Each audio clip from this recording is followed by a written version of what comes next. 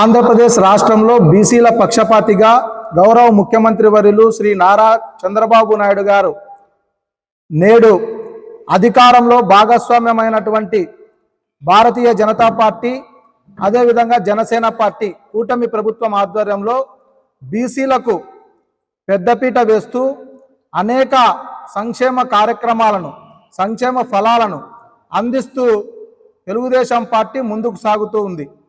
ఈ క్రమంలో అధికారానికి దూరమైనటువంటి వైసీపీ పార్టీ ఈనాడు బీసీలను హక్కున చేర్చుకోవడానికి బీసీ గలం పేరుతో అనంతపురం నగరంలో లలిత కళా పరిషత్ నందు బీసీ గలం అనే ఒక బూటకపు సభను ఏర్పాటు చేయడం జరిగింది.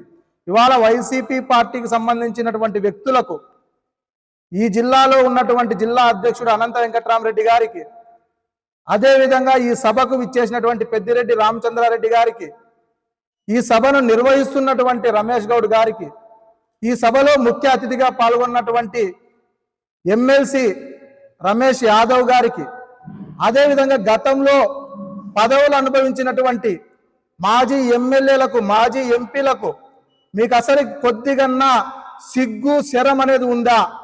బీసీలను అడుగడుగున ఊచకోత కోసినటువంటి పార్టీలో మీరున్నారు. 2019లో అధికారంలోకి వచ్చిన తర్వాత పొద్దుటూరు నగరంలో ఉన్నటువంటి చేనేత కులానికి సంబంధించినటువంటి నందమ సుబ్బయ్య గారిని దారుణంగా అతి కిరాతకంగా హత్య చేశారు. ఎందుకు హత్య చేశారంటే అక్కడ లోకల్గా ఉన్నటువంటి వైసీపీ ఎమ్మెల్యే మరి లిక్కర్ మాఫియా ద్వారా అక్రమంగా డబ్బు సంపాదిస్తున్నారు, పేదల కడుపు కొడుతున్నారు, భూ కబ్జాలు చేస్తున్నారు అని ప్రశ్నించినందుకు నందం సుబ్బయ్య గారిని అతి కిరాతకంగా చంపారు.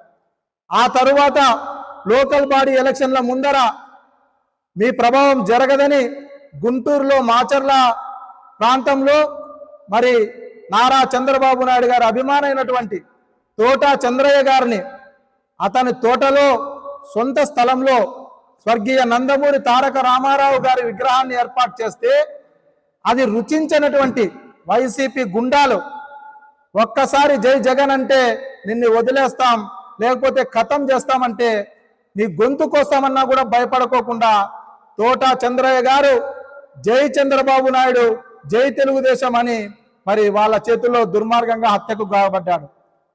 ఇవన్నీ కూడా అదేవిధంగా మా బీసీ సోదరుడైనటువంటి రమేష్ అమర్నాథ్ గౌడ్ యొక్క ప్రాణాలు ఏ విధంగా పోయినాయో ఈ రాష్ట్రం ఇప్పటికీ ఇంకా మర్చిపోలేదు.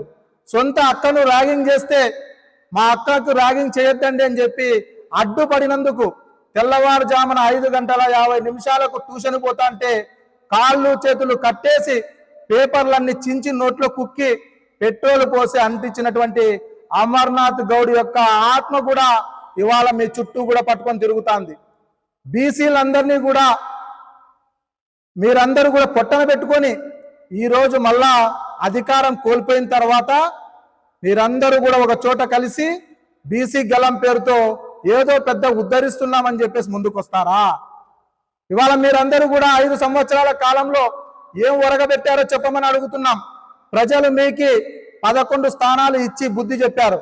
మళ్ళా ఈరోజు అందరూ కూడా కుప్పేసుకొని ఆ చిన్న లలిత కళా పరిషత్ ఎంత ఉందండి, ఇంత చిన్న హాల్ ఉంది, దాంట్లో జనాభా కూడా 500 నుంచి 700 మంది వరకు పడతారు. అంత వైసీపీ క్యాడర్ని అంతా కూడా పిలుచుకున్నారు. బీసీలు లేరు. మీరు నిర్వహించినటువంటి బీసీ గలంలో బీసీలు అసలే లేరు. అంత వైసీపీ క్యాడర్ని అంతా వేసుకొని మీరంతకు మీరే ఉపన్యాసం ఇచ్చుకొని మీరంతకు మీరే జై జగన్ అని చెప్పేసి నినాదాలు ఇచ్చుకునేదానికి బీసీ గలం అని పేరు పెట్టుకుంటారా? ఏం మాట్లాడుతున్నారో మీరు బీసీ గలంలో ఒకసారి మీరన్నా అర్థం చేసుకోండి. బీసీలకు ఇవాళ తెలుగుదేశం పార్టీ అధికారంలోకి వచ్చిన తర్వాత సామాజిక పెన్షన్లను 4,000 రూపాయలు అందివ్వడం జరుగుతుంది. బీసీ మహిళలకు దీపం పథకం ద్వారా 3 సిలిండర్లు ఉచితంగా ఇవ్వగలుగుతున్నాం. అదేవిధంగా బీసీ బిడ్డలకు ఉద్యోగాల కల్పన కోసం ఇవాళ అనేకమైనటువంటి ఫ్యాక్టరీలను సంస్థలను కూడా తీసుకొని రావడం జరుగుతుంది. ఈ విధంగా బీసీలకు ఉపయోగపడుతున్నటువంటి పార్టీ తెలుగుదేశం పార్టీ. దీన్ని మీరు ఎక్కడ బీసీలందరూ తెలుగుదేశం పార్టీ వైపు వెళ్ళిపోయారు, వైసీపీ పార్టీ కాలగర్భంలో కలిసిపోతుందని చెప్పేసి భయపడి ఇవాళ బీసీ గలం అని చెప్పేసి కొత్త నాటకానికి తెరలేపారు. మాట్లాడుతున్నటువంటి వ్యక్తులందరూ కూడా బీసీలను ఏ విధంగా అన్యాయం చేశారో కూడా ప్రజలందరికీ కూడా తెలుసు. ఇప్పుడు ఈ సభలోనే గోరంట్ల మాధవ్ గారు మాట్లాడుతున్నారు. గోరంట్ల మాధవ్ గారు గతంలో పాలనలో మీరు ఏం చేశారు, మీ యొక్క న్యూడ్ వీడియో ఈ రాష్ట్ర ప్రజలు చూడలేదా? ఇవన్నీ చేయడానికే మీకు అధికారం ఇచ్చింది.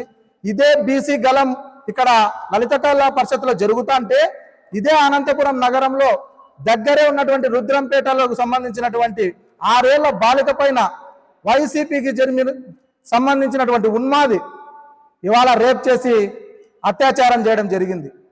ప్రజలందరూ కూడా కనుక్కొని ఖాజా హుసేన్ అనే వైసీపీ నాయకుడిని పట్టుకొని దేహశుద్ధి చేసి గుండు కొట్టించారు. దీనికి ఏం సమాధానం చెప్తారు మీరు చెప్పండి? ఇవన్నీ కూడా అరాచకాలన్నీ మీరు చేసుకుంటా బీసీకి వెళ్ళమని చెప్పి బీసీలకి మాయ చేయాలని చెప్పి మరొకసారి మీరందరూ వస్తున్నారు. ఇలాంటి కల్లిబొల్లి మాటలు కానివ్వండి, ఇటువంటి కపట నాటకాలు కానివ్వండి, ఆంధ్రప్రదేశ్ రాష్ట్ర ప్రజలు మిమ్మల్ని ఎప్పటికప్పుడు గమనిస్తూనే ఉన్నారు. రాబోయే రోజుల్లో మీ పార్టీ ఒక్క సీటు కూడా రాదు.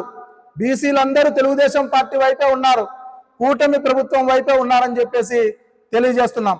ఇప్పటికైనా వైసీపీ నాయకులు మీలాగా బీసీ గలం పేరు కాదు మీరు పెట్టాల్సినది, ఫస్ట్ బీసీలకు క్షమాపణ సభను పెట్టండి.